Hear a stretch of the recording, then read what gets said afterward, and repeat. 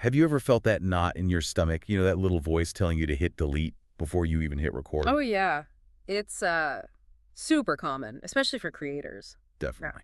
Today, we're taking a deep dive into something loads of us face: overcoming camera shyness as a creator. Right. And our mission today really is to unpack some genuinely practical, actionable strategies. Huh. We're digging into a great YouTube video called Overcoming Shyness as a Creator by Dominic Datana. Hmm. And these aren't just like quick tips, it's more about insights to help you transform that anxiety into a really authentic, confident presence on camera. Exactly. Our goal is basically to give you a bit of a shortcut, you know, a path to feeling more comfortable, more you, when the camera's rolling, using the wisdom from this material. Well, let's get into it. Okay, so let's unpack this. Yeah. One of the first, and I think really fascinating strategies highlighted, is to embrace an alter ego. Sounds a bit Yeah. dramatic.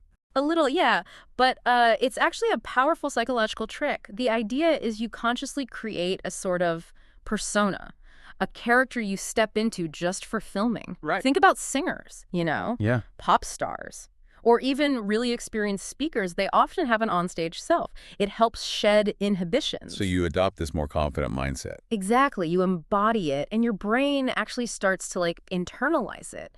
It builds real self-assurance over time. It's sort of like that enclosed cognition idea. What you wear can actually change how you think. Huh. So how do you actually do that? Well, the source suggests giving the persona a name, maybe, like Fearless Sam, or whatever works for you. Oh, wow. Or maybe you dress a certain way that makes you feel more like that character, even just a mantra, something you repeat to yourself. And Dominic Datana talked about this personally, didn't he? He did. Yeah, a really great anecdote. A friend suggested it 15 years ago when he was performing music. 15 years. Yeah. And he said it totally changed his perspective. So now when he films, he kind of steps into this role. He described it as Dominic Datana, but like another alter ego Yeah. that can handle all of this. So like a more confident version of himself? Pretty much. And he really stressed that practicing it daily makes it way easier, more natural. It stops feeling like acting. Okay, that makes sense. It's a cool psychological hack. Yeah. But what happens when that alter ego isn't quite there yet? Or, your own inner critic starts piping up? Yeah. The inner critic, that's where the next idea comes in. Cultivating a supportive inner voice. Right. It's about consciously spotting that negative self-talk. That I sound stupid or I look awkward. We all have that. Totally. Yeah. And then actively replacing it with something constructive, something kind. Because your mindset, what you're telling yourself, it directly shapes how you perform and how you feel about it. So if you're thinking I look awkward, you'll probably act awkward. Exactly. So instead of I look terrible, you switch it. You counter it with something positive, but also factual. Like what? Maybe, okay, I'm learning here. I'm getting better each time I do this. Or, you know what? I do have valuable things to share. My perspective is unique. Mm-hmm. And the source mentioned things like daily affirmations Mm-hmm. or journaling. Yeah, those help reinforce it over time. But Dominic had a really practical tip, too. He said he just immediately counters the negative thought. Literally says that's not true.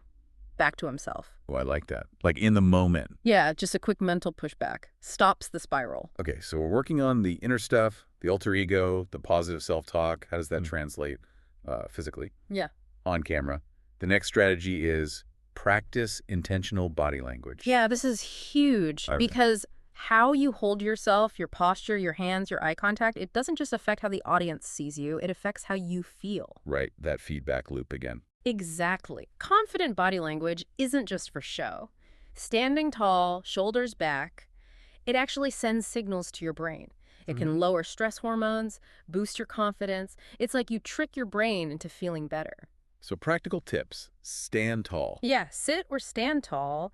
Use natural hand gestures. Try not to fidget, though that's hard sometimes. Slowly about it. And with eye contact, try imagining you're talking to a friend who's right behind the camera lens. Keep it gentle, steady, not like a stare down. Dominic had that story about the Ocean City boardwalk, right? Yeah. Holding a sign. Yeah, that was powerful. He was intentionally smiling, engaging people, and he realized, if I'm not scared, you won't be scared.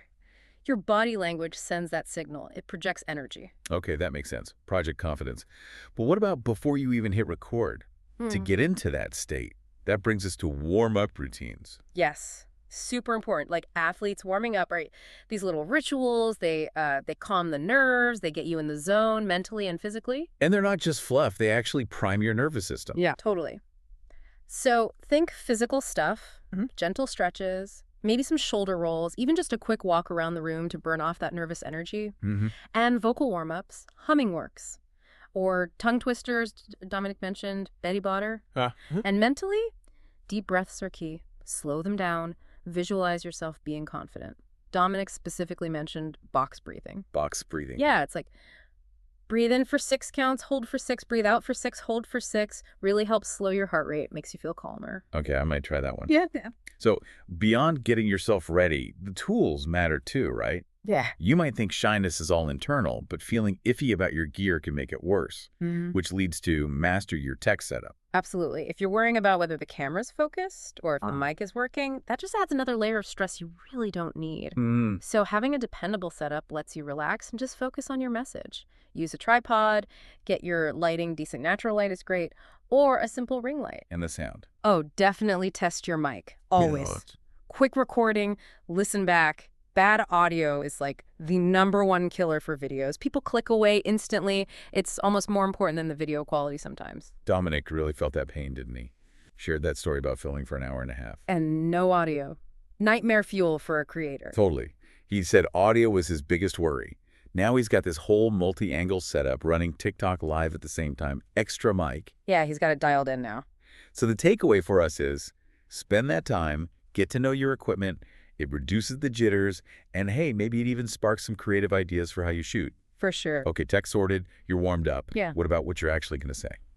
The source suggests script wisely, but avoid memorizing word for word.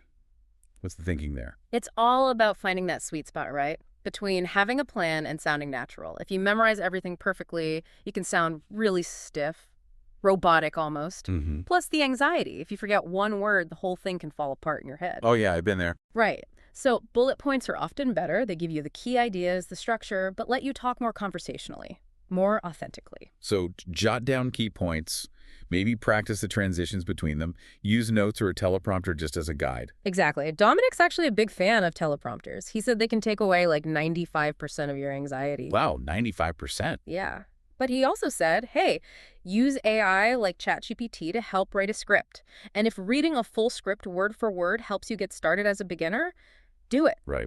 Be adaptable. Yeah, he mentioned that Who Moved My Cheese story, you know, about the mice adapting. It's about finding what works for you and being willing to change it up. Don't be too rigid. Okay, good advice. So mindset, check. Check. Check. Script approach, check. But confidence doesn't just magically appear, right? It takes practice. Which brings us to rehearsing in low-stakes situations. Yes. This is all about building comfort gradually. Practice when the pressure's off.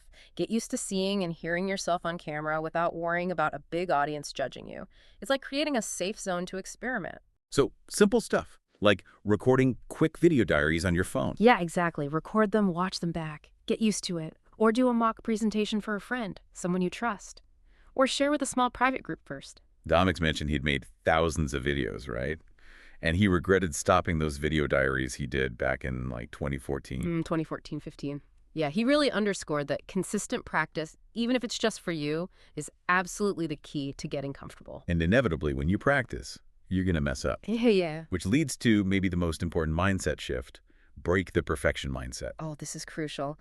Because striving for perfection, it just breeds anxiety. That fear of making a mistake can totally paralyze you. Yeah. The insight here is that accepting mistakes, little stumbles, awkward pauses, whatever, accepting them is just part of being human. It massively reduces the pressure, and honestly, it makes you seem more genuine, more relatable. Perfection can feel cold. Dominic really seemed to embrace this, right? Talking about his high mistake quota. Yeah. He was like, if I can do this, you can too. He even suggested he might not edit out stumbles in his own videos sometimes. And he made that great point about alien videos, like super low quality videos that still do well, because the content, the message, that's what matters most, not perfect visuals. Content matters. Yeah. What you're making inside the video matters. Yeah, I like that. So when you watch yourself back, focus on the good stuff first. Right. Notice what you did well, then maybe pick 1 or 2 small things to work on next time. Don't just beat yourself up over flaws. Okay. And speaking of flaws and mistakes, knowing you can fix things later helps too, right? That's edit your videos or know someone who can. Yes. The editing safety net, it's huge. Huh? Knowing you can cut out that awkward pause or tighten things up or remove that bit where the dog barked, Yeah.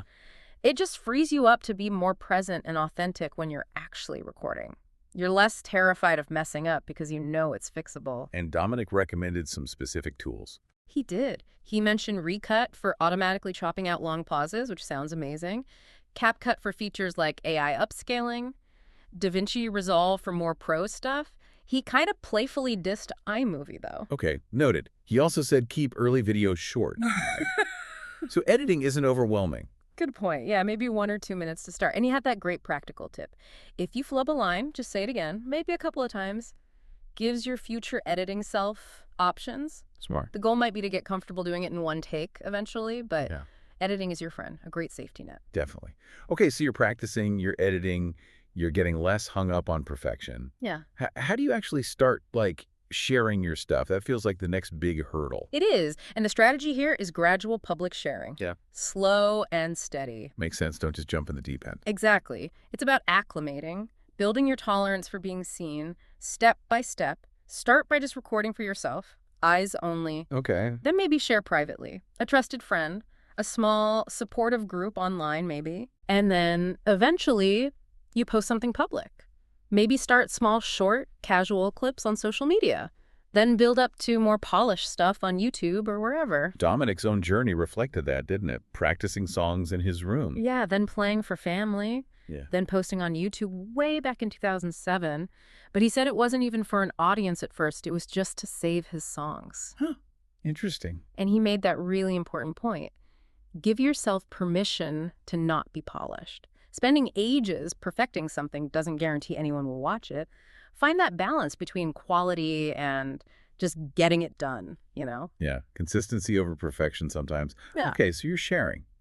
How do you make sure you're actually improving over time? Right. That's revisiting and reflecting, watching your own stuff back. Which can be painful. It can be. But the key is to do it with a learning mindset, not a critical one. Be your own coach, not your own bully. Okay. Look for progress. Identify specific things you can tweak. It's way more helpful than just thinking, ugh, I'm terrible at this. Dominic mentioned that first video with no audio for an hour and a half. Yeah, and his relief that he didn't give up after that, that's resilience. Totally. And he said he makes 1 to 2 specific tweaks every single time, listens to feedback, Yeah. tries to improve incrementally. Exactly. Take notes on what worked. Maybe your tone was friendly or your eye contact improved.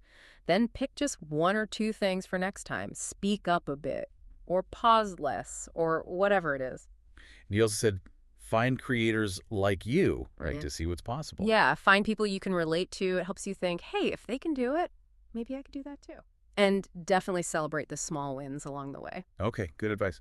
Now, building on that practice idea, Hmm. the source also suggests using live platforms for practice. That sounds terrifying. Why is that helpful? It does sound terrifying, but it's like exposure therapy almost.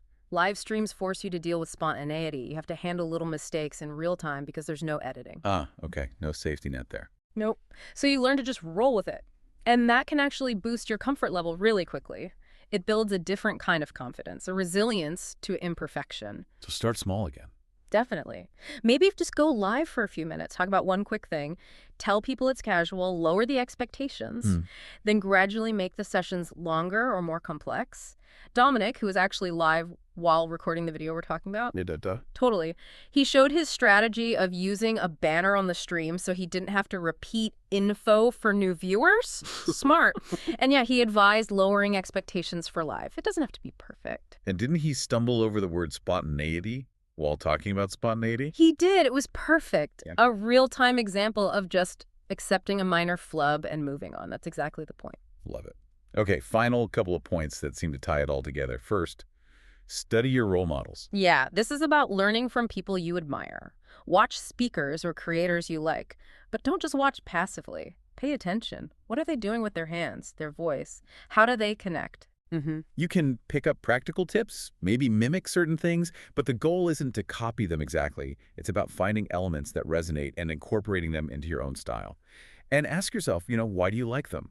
What is it about their presence? Dominic mentioned watching early Mr. Beast videos, right? To see the growth. Yeah, to understand that even the biggest creators started somewhere and iterated like crazy, it normalizes the learning process. Okay, and the very last piece seems crucial. Seek professional or peer support. Don't go it alone. Absolutely vital. Getting outside perspectives is huge. That could be a vocal coach, a public speaking group like Toastmasters. Dominic mentioned improv groups too, like Eric Gartel's. Improv, interesting. Yeah, helps with spontaneity. Or even just online communities, forums, social media groups where creators share tips and give feedback. Getting that external input helps you see your blind spots. And Dominic really stressed finding your people, didn't he? Building a community. He mentioned organizing meetups in LA and said it changed my life. Yeah. He made the point that it's way harder to grow when you're just stuck in that echo chamber of yourself. Connecting with others.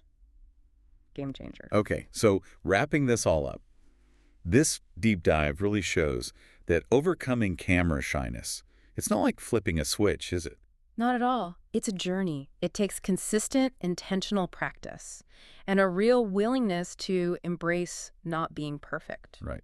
It's about building habits, really. Hmm. Habits that slowly turn that anxiety into just showing up authentically. One video, one live stream at a time. Exactly. And for you listening, in this world that's getting more and more AI-driven, your authentic voice, your personal brand, that's becoming even more important. Putting yourself out there now is essential. It's your superpower, really. So what does this all mean for you? As you think about this journey, maybe consider this thought. Real courage, real strength. It isn't built when everything's easy. Mm-hmm. It's forged when things go wrong, when you stumble, when you feel that fear and do it anyway. Yeah. Every failure, every little defeat, it's actually a chance to learn something. Life teaching you firsthand, It builds understanding, resilience. So try to embrace the challenges. Stay alert for the lessons. Keep adapting. Don't be afraid to make mistakes. Be afraid of not trying. That's the real takeaway.